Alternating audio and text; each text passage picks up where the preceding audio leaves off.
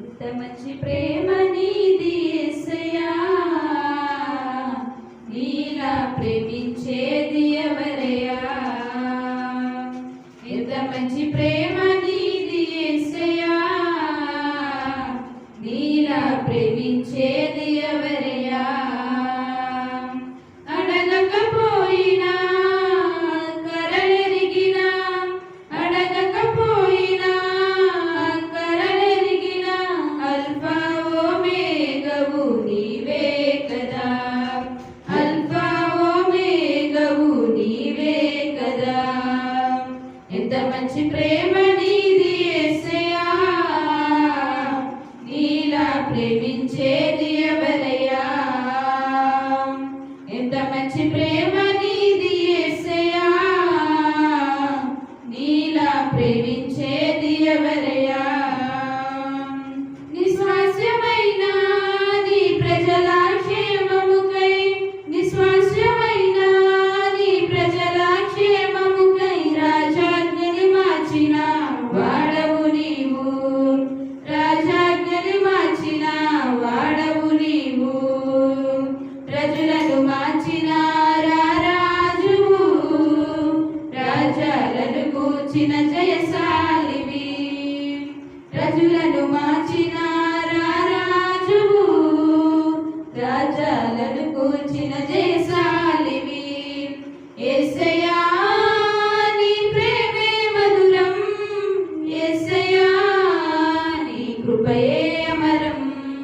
యేసయ్యా నీ ప్రేమే మధురం, యేసయ్యా నీ కృపయే అమరం. ఎంత మంచి ప్రేమ నీది యేసయ్యా, నీలా ప్రేమించేది ఎవరయ్యా. ఎంత మంచి ప్రేమ నీది యేసయ్యా, నీలా ప్రేమించేది ఎవరయ్యా. నిస్వాస్యమైన నీ ప్రజల మేలులకై, నిస్వాస్యమైన నీ ప్రజల మేలులకై అధికారుల హమును వనచినవాడా, అధికారుల హమును వనచినవాడా, అధికారాలను మార్చినవాడా, అధికారులను మార్చినవాడా, అధికారాలను మార్చినవాడా, అధికారులను మార్చినవాడా. యేసయ్యా నీ ప్రేమే మధురం, యేసయ్యా నీ కృపయే అమరం. యేసయ్యా నీ ప్రేమే మధురం, యేసయ్యా నీ కృపయే అమరం. ఎంత మంచి ప్రేమ నీది యేసయ్యా, నీలా ప్రేమించేది ఎవరయ్యా. ఎంత మంచి ప్రేమ నీది యేసయ్యా, నీలా ప్రేమించేది ఎవరయ్యా.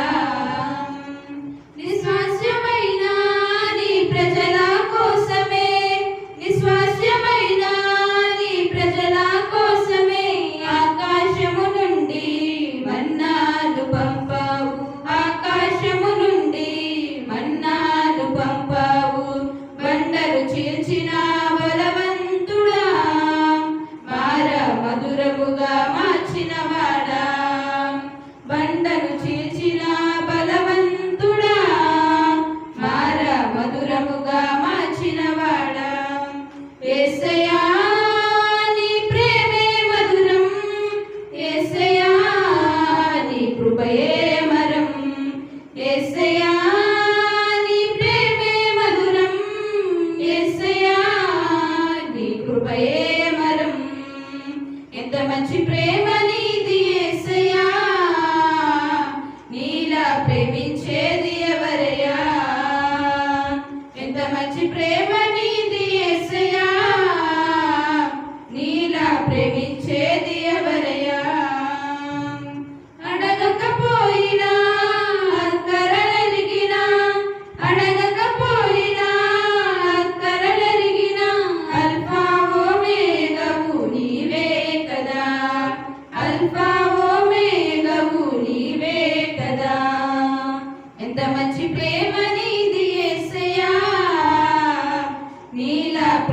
ప్రేమించేది ఎవరయ్యా? ఎంత మంచి ప్రేమ నీది యేసయ్యా, ఇలా ప్రేమించేది ఎవరయ్యా? హల్లెలూయా. ప్రభువైన యేసుక్రీస్తు నామములో మీ అందరికీ నా వందనములు. ఈ దినముకే ఏర్పాటు చేయబడిన లేఖన భాగము 1 యోహాను పత్రిక 3వ అధ్యాయం 12వ వచనం చదువుకుందాం. మనము కయీను వంటి వారమై ఉండరాదు. వాడు దుష్టుని సంబంధి తన సహోదరుని చంపెను. వాడతనిని ఎందుకు చంపెను? తన క్రియలు చెడ్డవియు తన సహోదరుని క్రియలు నీతి గలవినై ఉండేను కనుగొనే కదా. పరిశుద్ధ వాక్యం దేవుడు మనం చూద్దాం.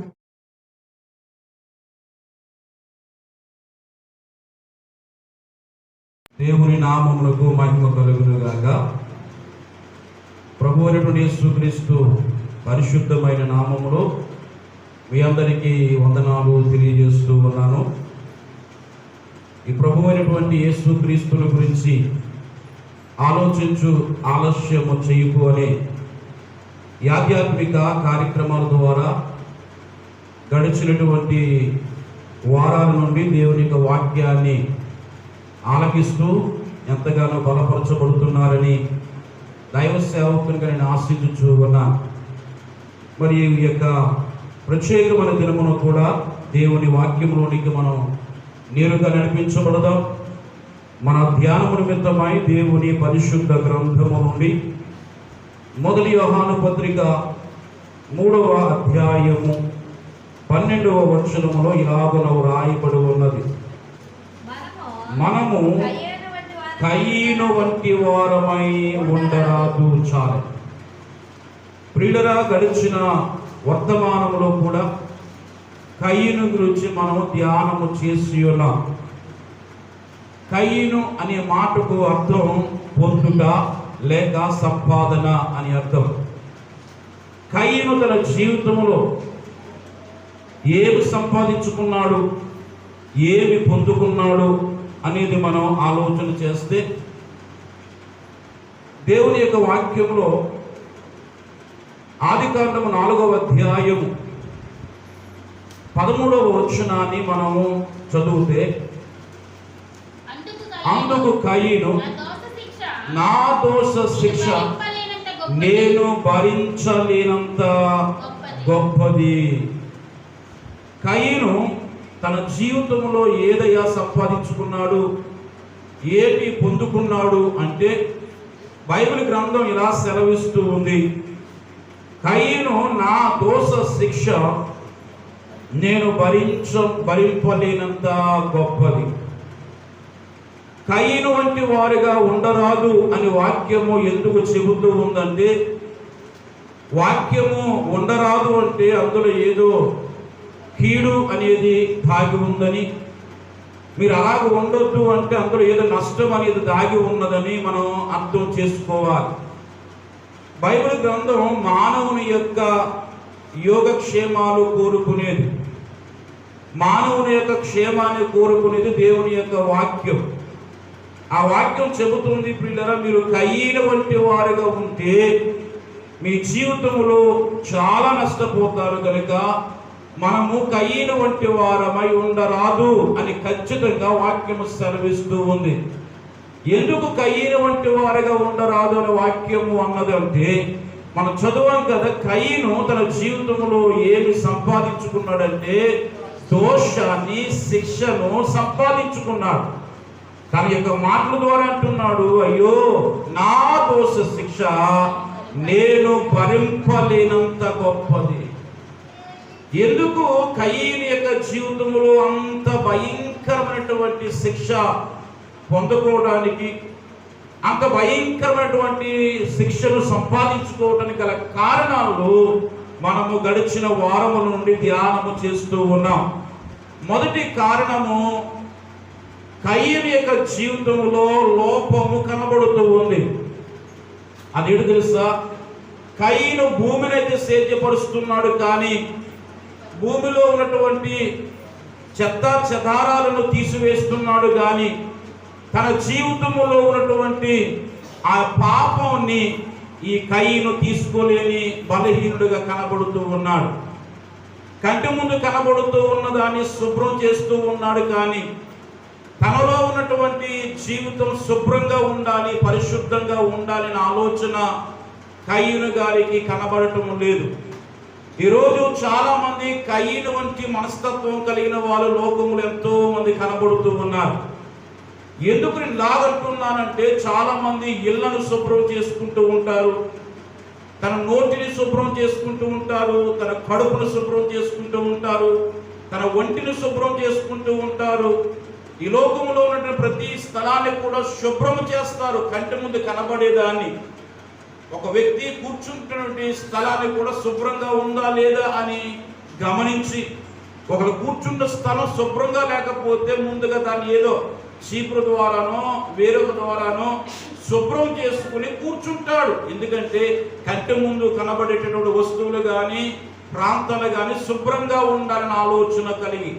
కానీ ఏ ఆలోచన మానవుడు కలిగి లేడంటే, తన జీవితంలో శుభ్రత లేకపోయినా, పరిశుద్ధత లేకపోయినా, పవిత్రత లేకపోయినా, దేవునికి ఇష్టకరమైన బ్రతుకు లేకపోయినా మానవుడు కయీను వంటి వాడుగా తనలో తన జీవితాన్ని పట్టించుకోకుండా కంటి ముందు కనబడుతున్న పొలమును సేద్యం చేయడానికి, శుభ్రం చేయడానికి, పండించడానికి ఇష్టపడుతున్నాడు. కానీ తన జీవితము దేవునిలో పండాలి, దేవునిలో వృద్ధి చెందాలి అనే ఆలోచన కయీను జీవితంలో ఏమాత్రము కనబడటం లేదు. అందుకని మనం వంటి వారుగా ఉండకూడదు అని వాక్యం ఉంది. ఈ వాక్యమును ఆలకించుచున్న నీవు కూడా కంటి ముందు కనబడే ప్రతి దాన్ని శుభ్రం చేసుకుంటూ నీ జీవితాన్ని నువ్వు ముందు కొనసాగించుకుంటున్నావేమో. నీ కంటి ముందున్న దాన్ని శుభ్రం చేసుకుంటున్నావు, కానీ నీ కంటికి కనబడిన లోపల ఉన్నటువంటి ఆధ్యాత్మిక జీవితాన్ని, ఆత్మీయ జీవితాన్ని పట్టించుకోకుండా ఒకరు బ్రతుకుతూ ఉంటే గనుక, ఇదిగో కయీను సంపాదించుకున్న దోష శిక్ష, ఆ ఉగ్రత మనము కూడా సంపాదించుకోవడానికి సిద్ధంగా ఉన్నామనే ఆలోచన కలిగి ఉండాలని మనము చేస్తూ ఉన్నాను. రెండవ కారణం ఎందుకు కయీను వంటి వారిగా ఉండరాదు అని వాక్యము చెబుతుందంటే, దానికి రెండవ కారణం ఆదికాండము 4వ అధ్యాయం 3, 4, 5 వచనాలను చదువుకుందాం. కొంతకాలమైన తరువాత కయీను పొలము పంటలు కొంత యెహోవాకు అర్పణగా తెచ్చెను. హేబేలు కూడా తన మందలో తొలుచూలు పుట్టిన వాటిలో ప్రొవిన వాటిని కొన్ని తెచ్చెను. యెహోవా హేబేలును అతని అర్పణను లక్ష్య పెట్టును, కయీనును అతని అర్పణను ఆయన లక్ష్య పెట్టలేదు. వాక్యము ఇలాగున సెలవిస్తూ, కయీను తన జీవితంలో ఉన్నటువంటి లక్షణాలను మనము ధ్యానము చేస్తూ ఉన్నాం. కయీను కంటి ముందు ఉన్న వాటిని శుభ్రం చేస్తున్నాడు, కానీ దేవుని కంటికి కనబడే జీవితాన్ని మాత్రము శుభ్రం చేయటం లేదు కయీను. వాక్యం అదే చెబుతుంది కదా, దేవుడు పై వేషమును లక్ష్య పెట్టేవాడు కాదు. దేవుడు దేని చూస్తూ ఉన్నాడు అంటే, హృదయమును అంతరింద్రియములను పరిశీలించుచు ఉన్నటువంటి దేవుడు. మన దేవుని కంటికి కనబడేది మన పై వేషము కాదు, మనలో ఉన్నటువంటి హృదయము, అంతరంగము దేవునికి కనబడుతూ ఉంది. మరి దేవునికి కనబడేటటువంటి అంతరంగము, హృదయము ఏమాత్రము శుభ్రం లేకుండా కేవలం మన కంటికే కనబడేటటువంటి యొక్క వాతావరణాన్ని శుభ్రం చేసుకుంటూ ఉంటే గనుక మన శిక్ష తప్పదు అనేది మనం నేర్చుకోవాలి. రెండవదిగా, కయీను యొద్దకు తీసుకొచ్చేటటువంటి అర్పణ అనే దానిలో లోపము కలిగి ఉన్నది. అందుకనే వాక్యం అంటుంది కదా, కయీనును అతని అర్పణను దేవుడు లక్ష్య పెట్టలేదు. రెండు భాగాలు మనం ఆలోచన చేయాలి.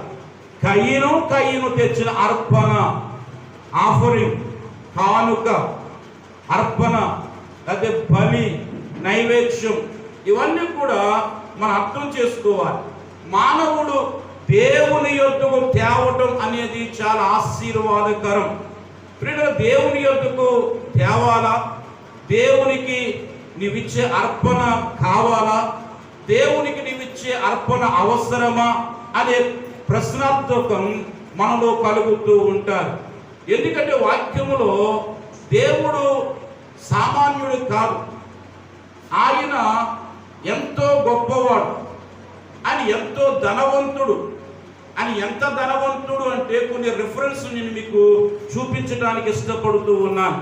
అంటే ఈరోజు మానవుడు యొక్క ఆలోచన ఎలా ఉన్నది అంటే దేవునికి లేదేమో, దేవుడు మానవుని యొక్క ఆశించుచూ ఉన్నాడు అనే ఆలోచన ఈరోజు మానవుడు కలిగి ఉంటూ ఉన్నాడు. దేవుడు ఎంత గొప్పవాడు అనేది మనం ఆలోచన చేస్తే 2 కొరింథీ పత్రికలో అపోస్తలుడు పౌలు చెబుతూ ఉన్నాడు. 8వ అధ్యాయము 9వ వచనాన్ని చదువుగా విందాం. మీరు మన ప్రభువైన యేసుక్రీస్తు కృపను ఎరుగుదురు కదా. చూడండి, వాక్యం అంటుంది ఆయన ధనవంతుడై ఉండి చాలని. మన దేవుడు ఎవరు అనేది పౌలు గారు చెబుతూ ఉన్నాడంటే ఆయన ధనవంతుడు.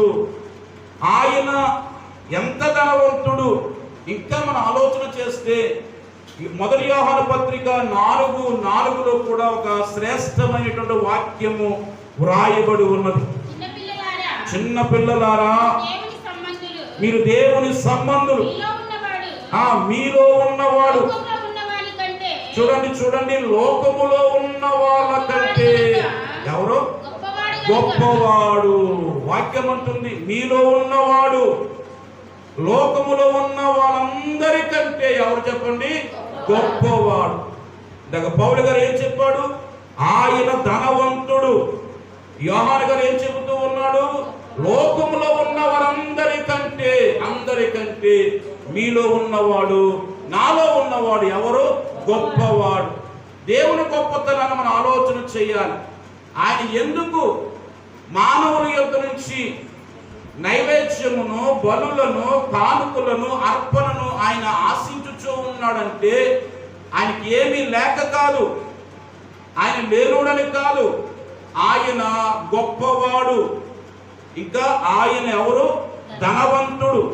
ఆయన ఎంత ధనవంతుడు, ఎంత గొప్పవాడు అనేది ఇంకా మనం ఆలోచన చేయాలంటే యోహాను సువార్త 1వ అధ్యాయము 2-3 వచనాలను మనము చదవండి. ఆయన ఆదియందు దేవుని యొద్ద ఉండెను, సమస్తమును ఆయన మూలముగా కలిగెను, కలిగి ఉన్నదేదియు ఆయన లేకుండా కలుగలేదు. ఈ రిఫరెన్స్ నేను ఎందుకు మీకు చూపిస్తూ ఉన్నానంటే మన దేవుడు ఎంత గొప్పవాడు. యోహాను పత్రికలో రాయబడి ఉంది, లోకములో ఉన్న వారందరికంటే నాలో ఉన్నవాడు గొప్పవాడు. పౌలు గారు చెప్పాడు ఆయన ధనవంతుడు. ఆయన ఎంత ధనవంతుడు, ఎంత గొప్పవాడు అంటే మళ్ళా యోహాను సువార్తలో మనం చదువుతున్నాము, ఆయన లేకుండా ఏమీ కలగలేదు, కలిగి ఉన్నది ఏది ఆయన లేకుండా కలగలేదు. పై వచనములో మనం చూస్తే సమస్తము ఆయన మూలముగా కలిగెను, ఆయన మూలముగా కలిగింది. ఆయన లేకుండా ఏది కూడా కలగలేదు. ఈరోజు మన కంటి ముందున్న ప్రకృతి అంతా కూడా ఎవరి వల్ల కలిగింది అంటే దేవుని వల్ల కలిగింది. అంటే ఈ ప్రకృతి మీద గొప్పవాడెవరు? ఈ ప్రకృతి మీద ధనవంతుడెవడు? ఈ ప్రకృతి అంతా ఎవరి ఆధీనములో ఉన్నదంటే మనం ఆరాధన చేస్తున్న దేవుని ఆధీనములో కనబడుతూ ఉంది. ఈ రోజు నేను అంటూ ఉన్నాను, 1 ఎకరం పొలం ఉన్నవాడు అంటాడు నాకేంటండి, నాకు 1 ఎకరం ఏముంది పొలము, నాకు ఒక 10 ఎకరాల పొలము ఉంది, నాకు పలానా ఆస్తి ఉంది, నేను ధనవంతుడును, నేను లక్షాధికారిని, నేను కోటేశ్వరుడును అని ధైర్యం కలిగి ఉంటాడు సంపాదించినటువంటి సంపాదన వల్ల. మరి దేవుడు ఎంత గొప్పవాడు అని ఆలోచన చేయండి. ఎంత గొప్పవాడు! ఈ లోకములో కలిగినది ఏది ఆయన లేకుండా కలుగలేదు. ఆయన సమస్తమును కూడా సృజించిన వాడు అని వాక్యము సెలవిస్తూ ఉంది. ప్రియమైనటువంటి వారులారా, ఆలోచన చేయండి. ఇంకా మనం ఆలోచన చేస్తే నిర్గమాకాండం 20వ అధ్యాయం ఈ వచనాలన్నీ మీకు ఎందుకు చూపిస్తూ ఉన్నానంటే దేవుడు గొప్పవాడు అనే విషయాన్ని మనం గుర్తించాలి అని. నిర్గమాకాండము 20వ అధ్యాయం 11వ వచనం. 6 దినములలో యెహోవా ఆకాశమును భూమియు సముద్రమును వాటిలోనున్న సమస్తమును సృజించి చాలే. వాక్యం ఇలాగ సెలవిస్తుంది ప్రియులారా. 6 దినములలో యెహోవా, ఎన్ని దినాల్లో? 6 దినములలో యెహోవా సృజించిన సృష్టిని గురించి వ్రాయబడి ఉన్నది. ఆయన ఆకాశమును భూమియు సముద్రములోని సమస్తమును సృజించాడు. 6 దినాలలో ప్రకృతి అంతా చేయబడింది. 7వ దినాన దేవుడు ఏం చేశాడు? ఆశీర్వదించాడు, విశ్రమించాడు. 6 దినాలలో ఆయన చేసిన ప్రకృతి, ఆయన అధికారము ఆయనకు లేదా అంటే ఆయనకు ఉంది. నేను ఏదైనా ఒక గృహాన్ని సంపాదించుకున్నాను, సృజించుకున్నాను, నిర్మాణం చేసుకున్నానంటే ఆ గృహం మీద అధికారం నాకు తప్ప ఇంకెవరికి ఉంటుంది? ఆ గృహంలో నేను ఎప్పుడైనా వెళ్ళొచ్చు, ఎప్పుడైనా రావచ్చు. ఆ గృహంలో నేను ఏదైనా చెయ్యగల సమర్థత నాకు ఉంది. ఎందుకంటే అది నేను కట్టుకున్న గృహము గనుక, అది నేను సృజించుకున్న ఇల్లు గనుక సర్వ హక్కులు నాకు ఉంటాయి. అలాగే మన దేవుడు 6 దినములలో ఆకాశమును భూమిని సముద్రమును అందులోని సమస్తమును దేవుడు ఏం చేశాడు? సృజించాడు. మన దేవుడు ఎంత గొప్పవాడంటే ఇంకా మన ఆలోచన చేద్దాం. కొలస్సీ పత్రికలో 1వ అధ్యాయం 16, 17 వచనాలను చదువుదాం. ఎలయనగా భూమి యందున్నవి దృశ్యమైనవి గాని అవి సింహాసనములైనను ప్రధానులైనను అధికారములైనను సర్వమును, చూడండి, సర్వమును ఆయన యందు సృజింపబడెను. ఆయన ద్వారాను ఆయనను బట్టి సృజింపబడెను. ఆయన అన్నింటికంటే ముందుగా ఉన్నవాడు. ఇక్కడ వాక్యం అంటుంది ఆయన అన్నింటికంటే ముందుగా ఉన్నవాడు. తర్వాత ప్రాముఖ్యమైన మాట, ఆయనే సమస్తమునకు ఆధారభూతుడు. ఇప్పుడు కనబడుతున్న ఆకాశానికి, కనబడుతున్న భూమికి, సముద్రానికి, ప్రకృతికి ఆధారం ఎవరు? అవన్నీ ఎలాగ సృజించబడ్డాయంటే ఏది ఆధారం అంటే ఆయనే సమస్తమునకు ఆధారభూతుడు. ఆకాశం ఆయనది, భూమి ఆయనది, అందరి సర్వము ఆయనవే. కొండలు, గుడ్డలు, సముద్రం అన్నీ కూడా ఆయనవే. అన్నింటి మీద అధికారం కలిగిన వాడు ఆయనే. ఆయన ఎంత గొప్పవాడు అంటే ఆయన అంత గొప్పవాడు ఈ లోకములో ఎవ్వరూ లేరు. మన దేవుడు అంత ధనవంతుడి లోకములు ఎవ్వరూ లేరు. ఆయన అంటూ ఉన్నాడు ప్రియులరా. నిర్గమాకాండం 19వ అధ్యాయం 6వ వచనములో, తర్వాత లేవికాండం 25వ అధ్యాయం 23వ వచనంలో కూడా సమస్త భూమియు నాదే కదా. అలాగే లేవికాండాన్ని కూడా చదవండి. 25, 23లో కూడా లేవికాండం భూమిని చేయకూడదు. చూడండి, ఆ భూమి నాదే. చాలు. నిర్గమాకాండములో మనం చదువుతున్నాం 19వ అధ్యాయం 6వ వచనములో సమస్త భూమియు నాదే కదా. భూమి ఎవరు చెప్పండి? ఆయనది. ఆకాశం ఎవరిది? ఆయనది. సముద్రం ఎవరిది? ఆయనది. సమస్త ప్రకృతి ఎవరిది? ఆయనదే. మనకంటూ ఏది లేదు. అందుకే ఒక భక్తుడు పాట పాడాడు కదా, నాదంటూ ఈ లోకాన ఏమీ లేదు. ఈరోజు ఏదో మనం అనుకుంటున్నాం అది నాది, ఇది నాది, ఏది మంది కాదు. మరి ఎవరిదంతా? దేవునికి మాత్రమే చెందుతారు. ఆయన అంత గొప్పవాడై ఉన్నాడు. ప్రియులరా, హగ్గాయి ప్రవక్త అంటూ ఉన్నాడు 2వ అధ్యాయం 8వ వచనంలో మనం చూస్తే కనుక, హగ్గయి ప్రవచన గ్రంథం, వెండి నాది, బంగారము నాది. ఏది? వెండి ఎవరిదట? అంటే ఈ లోకంలో ఎంత వెండి ఉందో ఆయనది. భూమి మీద కనబడుతున్న వెండి ఆయనదే, భూమి లోపల ఉన్న వెండి ఆయనదే. ఇప్పుడు భూమి మీద కనబడుతున్నటువంటి మెల్లల్లోనూ ఒంటి మీద కనబడుతున్న బంగారం ఆయనదే. పుటము వేయబడకుండా ఇంకా భూమి లోపల ఉన్న బంగారము కూడా ఆయనదే. ఎంత గొప్పవాడండి ఆయన, ఎంత ధనవంతుడండి ఆయన. వెండి ఆయనదట, బంగారం ఆయనదట, వజ్రాలు ఆయనదట, భూమి ఆయనదట, ఆకాశం ఆయనదనట, అందులో సమస్తము ఆయనదే. అంతా ఆయనదైన తర్వాత దేవుడు ఏమంటాడు తెలుసా? మీ అర్పణలను నా దగ్గరికి తీసుకురండి అయ్యా అంటున్నాడు. మరి అంతా ఆయనదైన తర్వాత నీ అర్పణ, నా అర్పణ దేవునికి ఎంత? ఒకసారి ఆలోచన చేద్దాం. మన మహా తీసుకొస్తే ఎంత తీసుకొస్తామో, ఎంత తీసుకొచ్చినా దేవుని దగ్గర అది చిన్నదే కదా, అది చిన్నదే కదా. ఆకాశం ఆయనదైనప్పుడు, భూమి ఆయనదైనప్పుడు, బంగారం ఆయనదైనప్పుడు, సముద్రము సమస్త ప్రకృతి ఆయనదైనప్పుడు, సముద్రములకు ఆధారభూతుడు ఆయన అయినప్పుడు, మనం ఎంత తెస్తే ఆయన సంతృప్తి చెందుతాడు? ఎందుకు దేవుడు తెమ్మంటున్నా? అంత ఉంది కదా, ఎందుకు దేవుడు ఇంకా?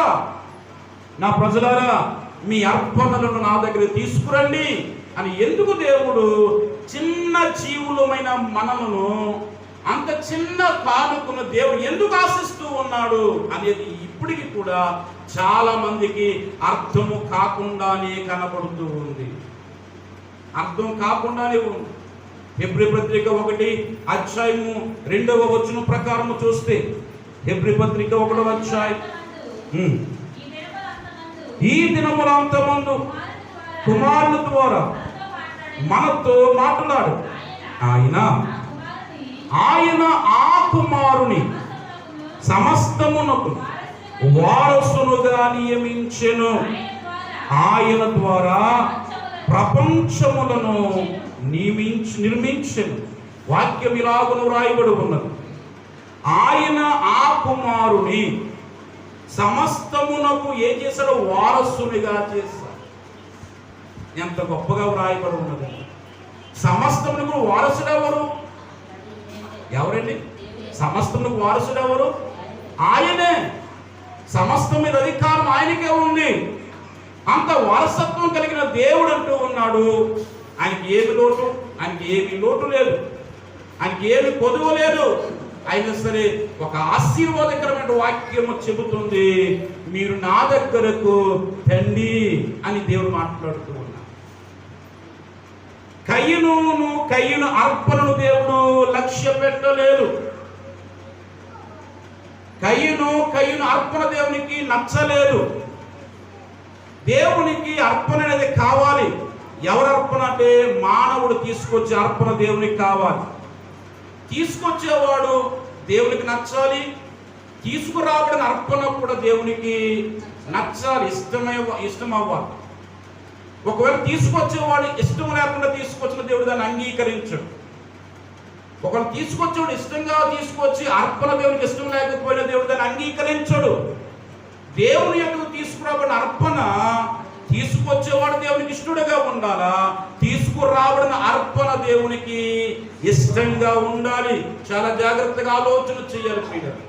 మన దేవుని దగ్గర లేదు అనడానికి లేదు, అంతా ఆయన దగ్గర ఉంది. ఏదో నీ దగ్గర నా దగ్గర సంపాదించుకురా, ఏదో సాధిద్దామనే ఆలోచనతో దేవుడు తెమ్మంటలేదు అని ఎందుకు ఆయన ఆశిస్తున్నాడంటే, మనం ముందుగా దేవుని యొక్క వాక్యం ద్వారా మనం క్షుణ్ణంగా అర్థము చేసుకుందాం. అందుకని వాక్యం ఉంటుంది కదా, దేవునికి అర్పణ అవసరమా అంటే ఆయన అన్నీ ఉన్నవాడు. మరి ఎందుకు దేవుడు అర్పణ కోరుకుంటూ ఉన్నాడు?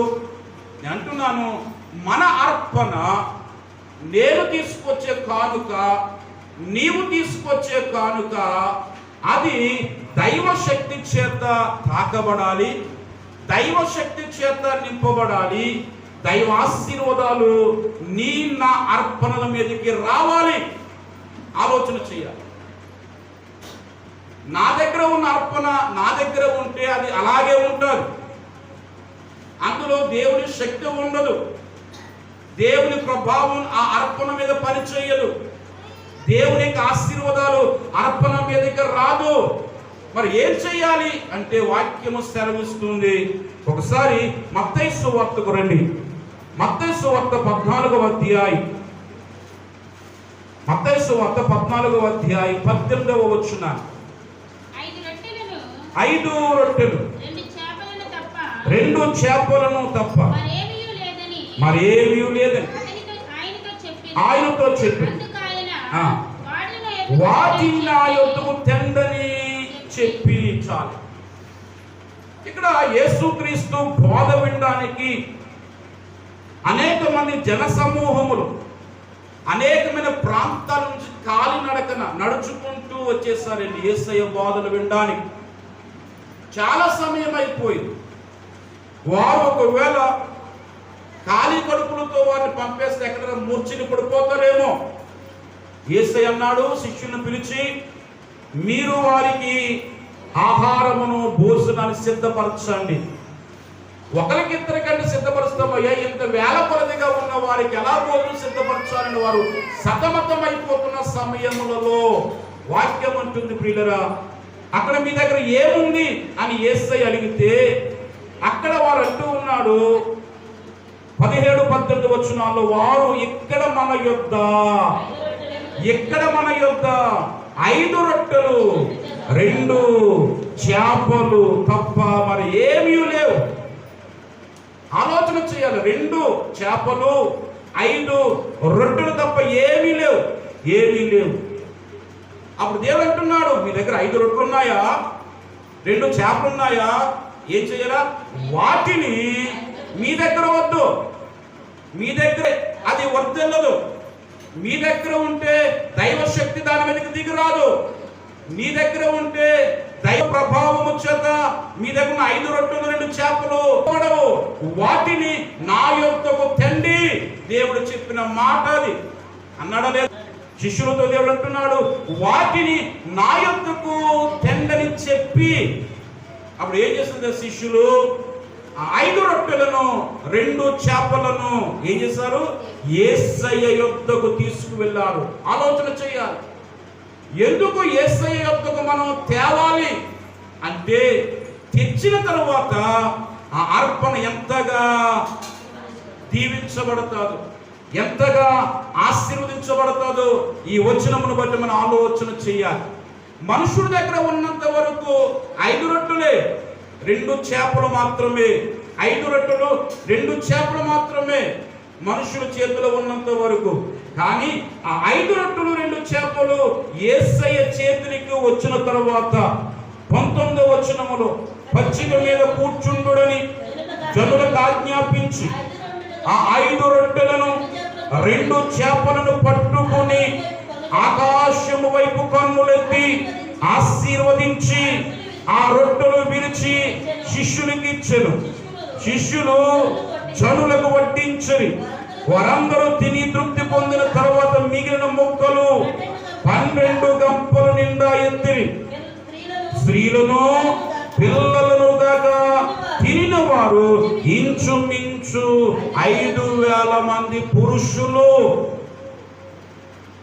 5 రొట్టెలు 2 చేపలు ఎంతమంది తిన్నారు?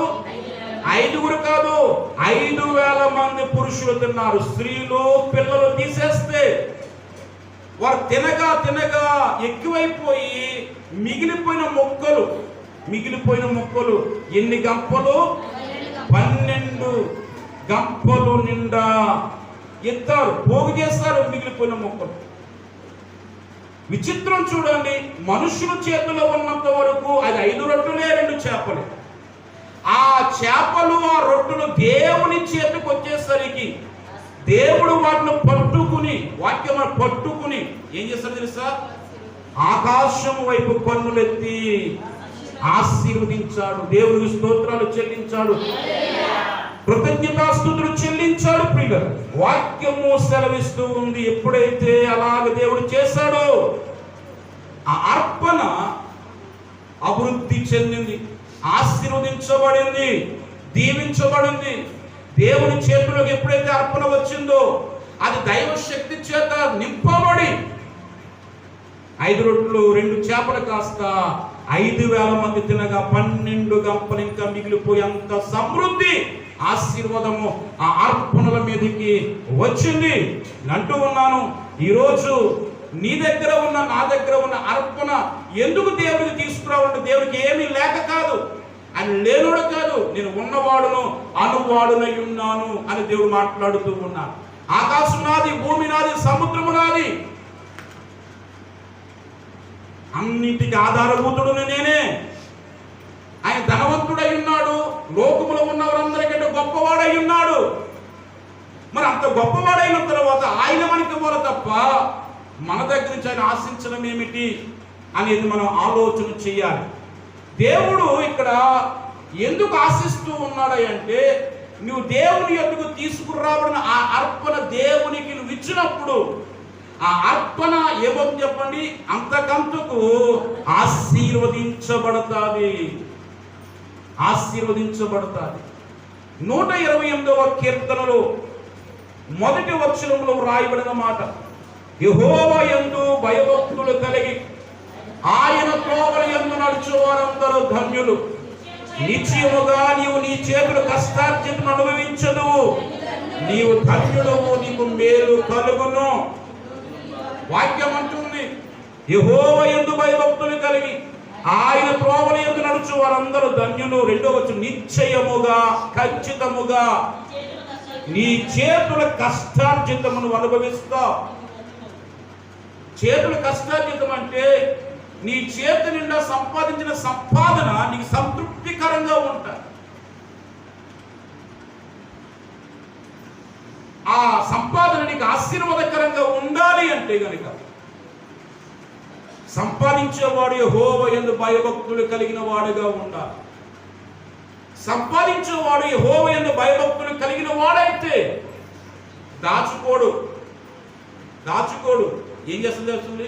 దేవుడు ఇమ్మన్న అర్పణ దేవునికి ఇస్తారు. దశమ భాగం కావచ్చు, కృతజ్ఞత కానుక కావచ్చు, అలాగే దేవునికి మొక్కుబడి కానుక కావచ్చు. ఏం చేస్తారు? భయభక్తులు కలిగిన వాడు దేవునికి ఇవ్వటానికి ఇష్టపడతాడు.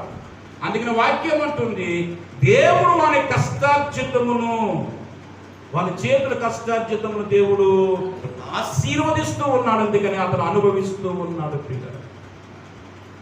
ఈరోజు దేవుని యొద్దకు అర్పణ తీసుకొచ్చాడు కయ్యను, మంచిది. కానీ అర్పణ తీసుకొచ్చాడు కానీ ఆ అర్పణ దేవునికి నచ్చలేదట. తీసుకొచ్చిన కయ్యను కూడా దేవునికి నచ్చలేదు. బలవంతంగా తీసుకొచ్చాడేమో, సనుగుకుంటూ విసుకుంటూ తీసుకొచ్చాడేమో. నేను సంపాదించింది 100 రూపాయలు అయితే 10 రూపాయలు దేవునికి ఇచ్చేస్తున్నాడు బాధతో తీసుకొచ్చాడేమో. నేను సంపాదించింది 1000 రూపాయలు అయితే 100 రూపాయలు దేవునికి ఇచ్చేస్తున్నానే. ఆ 100 రూపాయలు ఉంటే ఏదో ఒక అవసరానికి వచ్చింది కదా అని బలవంతంగా తీసుకొచ్చాడేమో. వాక్యం అంటుంది, ఆయన హృదయమును అంతరంగములను ఎరిగిన వాడు మన దేవుడు.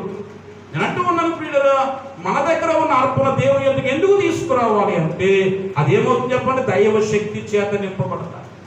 మన దగ్గర ఉన్న 100గానే ఉంటుంది, ఎప్పటికైనా సరే 1000గానే ఉంటుంది. మన దగ్గర ఉన్న అర్పణ కానుక లేకపోతే డబ్బులు. కానీ ఆ 100లో 10 రూపాయలు దేవుని దగ్గర తీసుకొచ్చిన తర్వాత, ఆ 1000 రూపాయల్లో 100 రూపాయలు దేవుని యొద్దకు తీసుకొచ్చిన తర్వాత, ఈ 100 రూపాయల మీద దేవుని శక్తి నింపబడి ఆ 100 రూపాయలు ఎక్కడి నుంచి అయితే వచ్చిందో దేవుని యొక్క ఆశీర్వాదాలు అక్కడికి వెళ్ళి ఉంటాయి. ఒకసారి ఆలోచన చేయండి. పెద్ద వృక్షము కనబడుతూ ఉంది. ఎంత వృక్షం? మామిడి చెట్టు పెద్దదైపోయింది, కొబ్బరి చెట్టు పెద్దదైపోయింది, నీకున్నటువంటి వృక్షాలు ఫల వృక్షాలు పెద్దవైపోయాయి.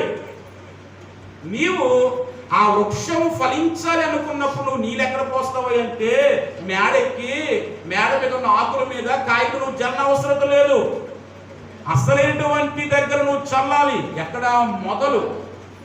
ఆ మొదలు నువ్వు ఎప్పుడైతే నీరు పెడతావో ఆ మొదలుకి వెళ్ళిన నీరును బట్టి అక్కడి నుంచి ఆ ఫలము, ఆ యొక్క సారం అనేది ఎక్కడి వరకు అందుతుంది అంటే ఆ చివరి కొమ్మలో ఉన్నటువంటి కాయకు మొదలులో ఉన్నటువంటి సారం అందిస్తారు. పచ్చగా ఉన్నావంటే మొదలు తడిచింది కనుక, మొదలు క్షేమముగా ఉన్నది కనుక నీ దగ్గర ఉన్న 1000 రూపాయల మీద దేవుని ఆశీర్వాదాలు ఉన్నంటే అందులో 100 రూపాయలు దేవునికి వాక్యము చేత తడపబడాలి.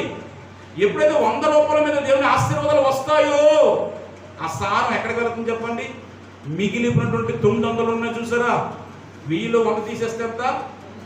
ఆ 900 మీదకి దేవుని యొక్క ఆశీర్వాదమైన సారం వెళ్ళినప్పుడు ఆ 900 రూపాయలు నీ జీవితానికి సంతృప్తికరంగా దేవుడు మార్చివేస్తాడు.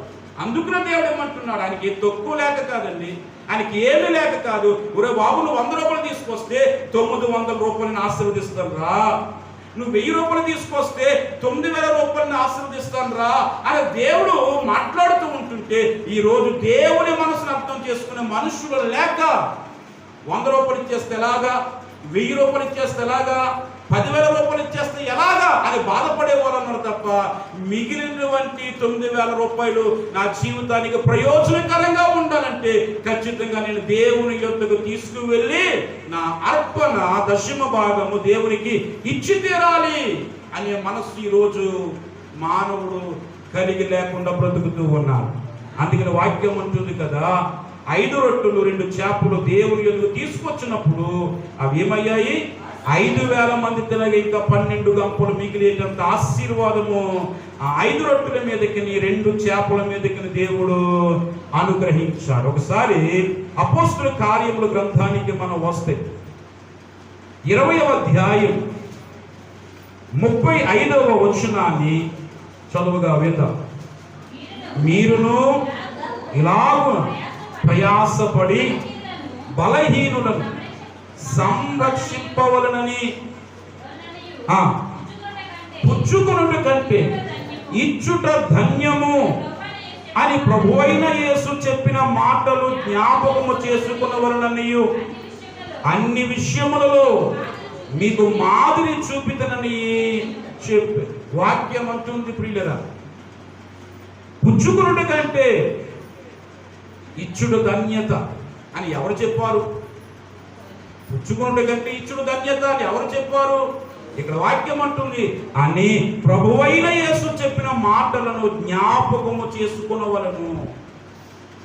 పుచ్చుకొనుట కంటే ఇచ్చుడు ధన్యత. నేను ఎక్కువగా చెబుతూ ఉన్నాను, దేవుని దగ్గర మన చేతులు చాపడం కంటే దేవుని కొరకు మన చేతులు చాపడం అనేది మనం నేర్చుకోవాలి. ముందుగా మన చేతులు మన దేవుని వైపు చాపినప్పుడు దేవుని హస్తాలు మన మీదకి చాపబడతాయి. ఆయన అంటుంది కదా, మీరు నా తట్టు తిరగండి, అప్పుడు నేను మీ తట్టు తిరిగెదును. దేవుడు అంటున్నాడు, నీ జీవితంలో ఉన్నటువంటి యొక్క ప్రవర్తన బట్టి దేవుడు తన ప్రవర్తన మార్చుకుంటాడు. ఆయన దయగల వారి ఎడల దయ కలిగి ఉంటాడు, కఠినుల ఎడల వికటముగా ఉంటాడు. ఆయన, ఓ మానవుడా, నువ్వేమి ఎత్తుతున్నావో ఆ పంటని కోస్తావు. ఈరోజు మానవుడు దేవుని వైపు తన చేతులు చాపడం లేదు. ఎప్పుడు చూసినా ఇలాగే చాపుతాడు తప్ప ఇలాగా చాపి చేతులుగా మన చేతులు మారిపోవును గాక. ఎందుకు నేను ఈ మాట చెబుతూ ఉన్నానంటే, దేవునికి దగ్గర తీసుకొచ్చింది 5 రొట్టెలు 2 చేపలు. దేవుని యొద్దకు వచ్చిన తర్వాత ఎలా మారిపోయాయి చెప్పండి? అనేక వేల మందికి కడుపు నిండా ఆహారం పెట్టేటట్లుగా ఆ చిన్న అర్పణ మారిపోయింది. నువ్వు తీసుకొచ్చే చిన్న కానుక నీ ఇంటినంతటిని కూడా క్షేమంగా పోషించాలి అంటే ఆ అర్పణ మీదకి ఏం రావాలి చెప్పండి? దైవ ఆశీర్వాదాలు. నువ్వు తీసుకొచ్చిన అర్పణ మీద దైవ శక్తి దిగు రావాలి. దిగి వచ్చినప్పుడు నువ్వు తీసుకొచ్చిన అర్పణ మీద ఉన్న ఆశీర్వాదం సారము నీ ఇంటిలోకి వస్తుంది. నీ ధనం మీదకి వస్తుంది, నీ యొక్క పొలం మీదకి వస్తుంది, నీకున్న సంపద మీదకి వస్తుంది. ఎందుకంటే దేవుడు అన్యాయస్తుడు కాదు, ఆయన అన్యాయస్తుడు కాదు. అందుకని వాక్యం చెబుతుంది కదా ప్రియులరా, పుచ్చుకొనుట కంటే ఇచ్చుట ధన్యత. ఇచ్చుడు ధన్యత ఎవరికంటే దేవునికి ఇచ్చేది ధన్యకరంగా మారిపోతారు. దేవునికి ఇచ్చేది లోపాలతో కూడినటువంటి అర్పణగా ఏమాత్రము కూడా ఉండకూడదు. మలాకీ గ్రంథానికి వస్తే, మలాకీ గ్రంథం 1వ అధ్యాయం, మలాకీ గ్రంథం 1వ అధ్యాయం 7, 8 వచనాలు. నా బలిపీఠము మీద అపవిత్రమైన భోజనము మీరు అర్పించుచు ఏమి చేసి నిన్ను అపవిత్రపరచుదమని మీరందరూ యెహోవా భోజనపు బల్లను నీచపరచినందు చేతనే కదా గుడ్డి దానిని తీసుకుని బలిగా అర్పించిన యెడల అది దోషము కాదా? గుడ్డి దానినైనను రోగము గల దానినైనను అర్పించిన యెడల అది దోషము కాదా? అట్టి వాటిని నీ అధికారికి నీవు ఇచ్చిన యెడల అతడు నీకు దయ చూపునా, నిన్ను అంగీకరించునా అని సైన్యములకు అధిపతియగు యెహోవా అడుగుచు ఉన్నాడు. దేవుడు అడుగుతూ ఉన్నాడు. ఓ అర్పణ తీసుకొచ్చినటువంటి ప్రియమైన సహోదరుడా, సహోదరి, కుమారుడా, కుమార్తె, నీ అర్పణ ఎలాగా ఉండకూడదు? గుడ్డిదానిగా, కుంటిదానిగా, నీ అర్పణ దోషము కలిదానిగా, రోగము గల దానినైనను, కుంటిదానినైనను, దోషము గల దానినైనను నువ్వు అర్పించిన యెడల అధికారి ఒప్పుకుంటాడా? అంగీకరిస్తాడా? దయ చూపుతాడా అని దేవుడు అడుగుతూ ఉన్నాడు. నేను చెబుతూ ఉన్నాను ప్రియులరా. అంటే ఇక్కడ వాక్యంలో మనం ఆలోచన చేస్తే కుంటిది, గుడ్డిది, కుంటిది, రోగము గలది 3 కనపడుతుంది. కుంటి దానిని, గుడ్డి దానిని, రోగము గల దానిని అర్పించిన దోషము కాదా? అంటే ఇది లోపములతో కూడినటువంటి అర్పణ కనుక మనం దేవుని యొద్దకు తీసుకొచ్చే అర్పణలో లోపం ఉండకుండా ఉండాలి అంటే ఈ వాక్యం వినాలి మీరు. అర్పణలో లోపం ఉండకుండా ఉండాలి అంటే రెండు మీకు చెప్పాను. తీసుకొచ్చేవాడు, తీసుకురాబడిన అర్పణ. తీసుకొచ్చే వాడిలో లోపం ఉండకూడదు, తీసుకురాబడిన అర్పణలో లోపం ఉండకూడదు. ఎందుకంటే మనము దేవునికి ఏది కూడా తక్కువ చేయడానికి మన మనస్సు ఒప్పుకోకూడదు. మనకేదైనా తక్కువ వస్తే ఎంత బాధపడిపోతాం. అప్పుడు దేవుని కూడా మనం తక్కువ చేస్తే ఆయనకి లేక కాదు బాధపడ్డాం. అయ్యో నువ్వు ఆశీర్వదించబడలేకపోతున్నావే అని దేవుడు బాధపడతాడు. ఎందుకంటే ప్రియులరా, ఎవరు నశించిపోవటం ఆయనకి ఇష్టమో, ఎవరి మీదకి శాపము రావడం ఆయనకి ఇష్టము లేదు. అందరూ దీవించబడాలని కోరుకునేవాడు మన దేవుడు. మరి అంత దేవుడు అలా కోరుకుంటున్న సమయంలో ఈరోజు మానవుడు ఎందుకు శపించబడుతూ ఉన్నారంటే దేవుని యొద్దకు తీసుకొచ్చే అర్పణల వల్ల తీసుకొచ్చే వాళ్ళు లోపం కలిగి ఉంటున్నారు. తీసుకురాబడిన అర్పణ కూడా లోపముగా కనబడుతూ ఉంది. అందుకనే వాక్యం అంటుంది ప్రియులరా, మనము దేవునికి ఇవ్వటములో ఏది ఇచ్చినా సరే శారీరక స్థితి కన్నా ఆత్మీయ స్థితి చాలా ప్రాముఖ్యంగా మనము గమనించాలి. లోపల బాధ అనేది ఉండకూడదు. ఉత్సాహముగా, సంతోషముగా మనం దేవునికి ఇవ్వాలి. అప్పుడు దేవుడు మన అర్పణను దేవుడు ఏం చేస్తాడు? అంగీకరిస్తాడు. ఆయన అంగీకరిస్తాడు. ఆఖరిగా ఒక వచనం చదువుకుని మనము ముగించుకుందాం. 2 కొరింథీ పత్రిక 9వ అధ్యాయం 5వ వచనము నుండి 7వ వచనం వరకు ఉన్న వాక్యాన్ని చదువుదాం. కావున లోబడి ఇచ్చదమని పిసినితనముగా ఇయ్యక ధారాళముగా ఇయ్యవలెనని చెప్పి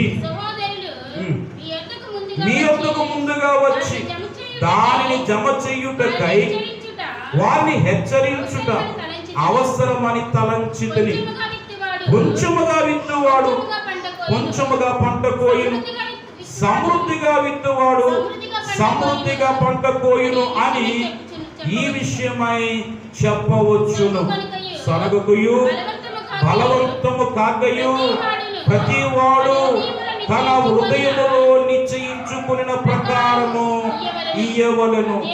దేవుడు ఉత్సాహముగా ఇచ్చు వారిని ప్రేమించెను. 9వ వచనం కూడా చదవాలి.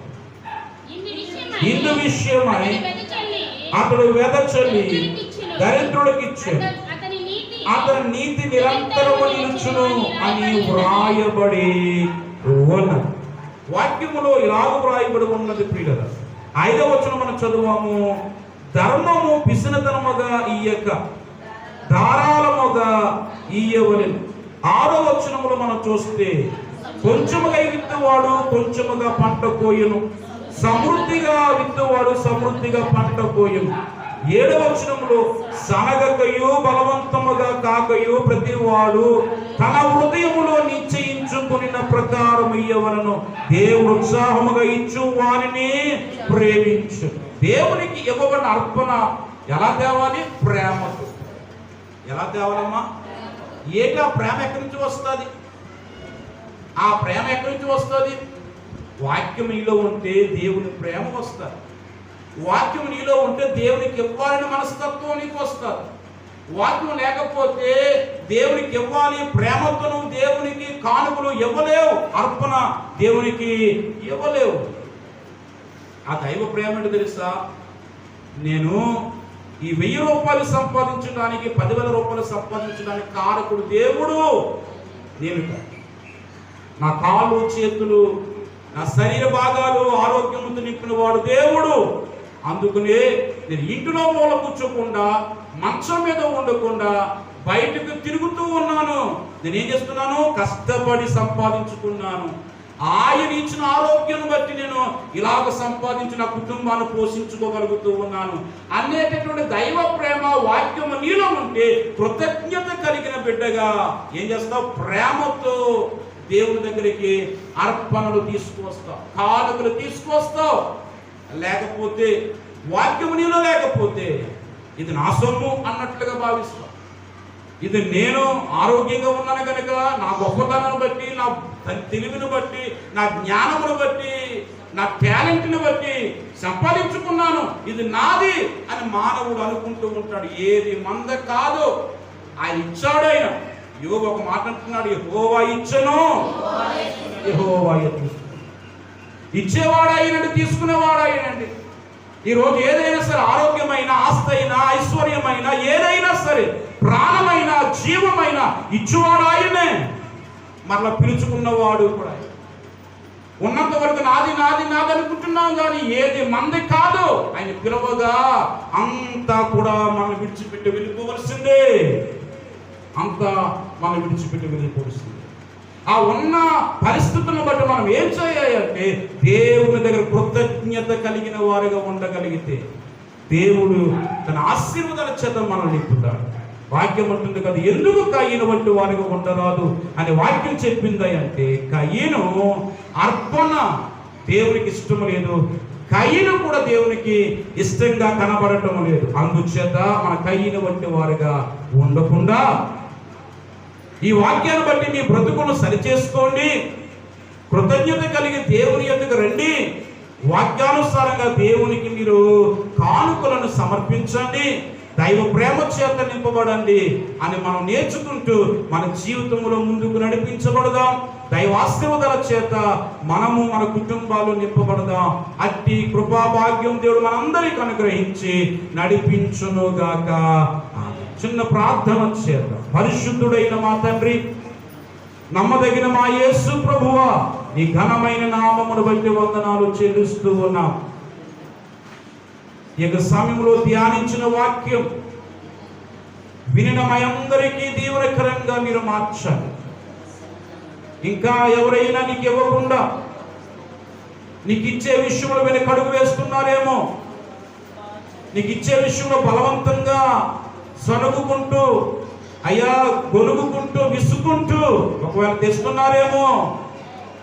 అయ్యో ఈ యొక్క దేవునికి ఇచ్చేది నేను ఖర్చు పెట్టుకుంటే నాకు ఎంత ఉపయోగకరం అని భావిస్తున్నారేమో నాయన. ఈ వర్తమానమును బట్టి నాయన, ఆ 1000 రూపాయలు 100 రూపాయలు తీసుకొచ్చినప్పుడు ఆ మిగిలిన 900 రూపాయలు ఎంతగా ఆశీర్వదిస్తున్నావు. అయ్యా 10,000 రూపాయల సంపాదనలో 1000 రూపాయలు తీసుకొస్తే మిగిలిన 9,000 రూపాయలు ఎంతగా హెచ్చిస్తున్నావు. ప్రభువా, ఈ తీసుకొచ్చిన ప్రతి అర్పణ మీద ఇదిగో నా దేవుని ఆశీర్వాదాలు ఉండాలి అని ఆలోచన ప్రతి వారికి దయచేయమని ప్రార్థన చేస్తూ ఉన్నాను. ప్రభువా, నీ వాక్యం అంటుంది, ఇయ్యుడి నేను మీకు ఇస్తాను, ఇచ్చినను శోధించుడి, అప్పుడు ఆకాశపు వాకిళ్లను విప్పి పట్ట జన్నతి విస్తారమైన ఆశీర్వాదాలు మీ మీద కృమ్మరిస్తానని వాగ్దానము చేస్తున్న దేవా, నీకు వందన. వెదచల్లి అభివృద్ధి పొందేవారు కలరు, తగిన దానికన్నా తక్కువ ఇచ్చి లేమికి వచ్చేవారు కలరు అని వాక్యం అంటుంది. కనుక నీకు ఇచ్చే విషయంలో వారు చేతులు చాపబడాలి నాయన. దేవాటి కృప వాక్యమును విన్న ప్రతి వారికి దయచేయండి. ఇంకా ఎవరైనా నీకు ఇచ్చే విషయంలో వెనుకాడుతున్నారేమో, దొంగిలిస్తున్నారేమో, ఈ వర్తమానం వినిన తర్వాత నాయన వారు నీ ఎదుట నీ కంటికి దొంగలుగా కనబడకుండా యేసయ్యా నీవు ఇచ్చిన ఆశీర్వాదాలలో నీకు భాగమునివ్వటానికి, నీ మందిరానికి తేవటానికి ప్రభు చూపించండి. అట్టి మంచి మనసు బిడ్డలందరికీ దయచేయమని యేసు నామములో ప్రార్థన చేస్తూ ఉన్నాను మా పరమ తండ్రి. ప్రియులారా, ఈ ప్రభు అయినటువంటి యేసుక్రీస్తుని గురించి ఆలస్యము చేయకునే ఈ ఆధ్యాత్మిక కార్యక్రమాల ద్వారా వర్తమానాలు వింటూ ఉన్నారు. ఆ విన్న వర్తమానాలు మీ బ్రతుకులకు దీవెనకరంగా ఉండాలని భారభరితమైన హృదయముతో దైవ సేవకునిగా ఇలాగను మీ యొద్దకు వచ్చి వాక్యాన్ని పంచుకుంటూ ఉన్నాను. వాక్యానుసారంగా నడిపించబడండి, దైవాశీర్వాదాల చేత నింపబడండి. ఇంకా అమూల్యమైన వర్తమానాలు మీకు అందించబడాలని మా కొరకు, మా పరిచర్య కొరకు మీ అనుదిన ప్రార్థనలో జ్ఞాపకం చేసుకోండి. దేవుడు మిమ్మల్ని ఆశీర్వదించును గాక. ఆమేన్.